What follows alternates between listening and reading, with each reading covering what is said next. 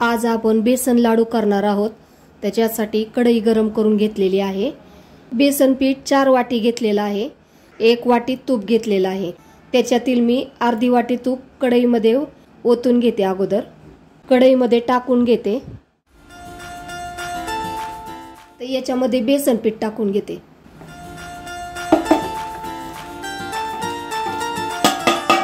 सर्व बेसन पीठ मी टाकून घेतलेला आहे। पीठ आता गुलाबी रंग येईपर्यंत हलवून घेऊयात। आता गुलाबी रंगावर चांगलं भाजून घेतलेलं आहे। आता आपण त्याच्यावरती थोडंसं पाणी शिंपून पुन्हा पीठ भाजून घेऊयात।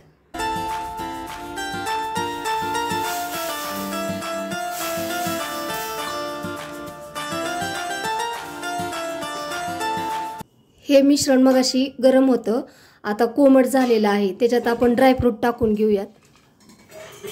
आता विलायची टाकून घेऊयात। हे सर्व मिक्स करून घेऊ।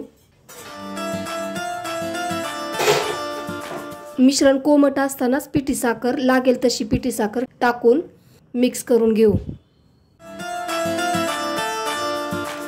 पिठी साखर एकदम टाकायची नाही, थोडी थोडी टाकून मिक्स करूयात।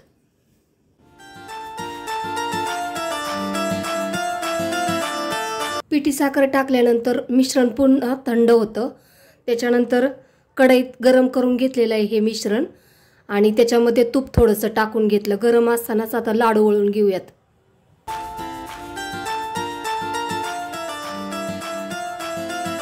हे पहा, अशा पद्धतीने लाडू छान वळता येतात।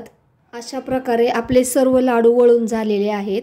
माझी रेसिपी आवडल्यास लाईक, शेअर आणि सबस्क्राईब करायला विसरू नका। धन्यवाद।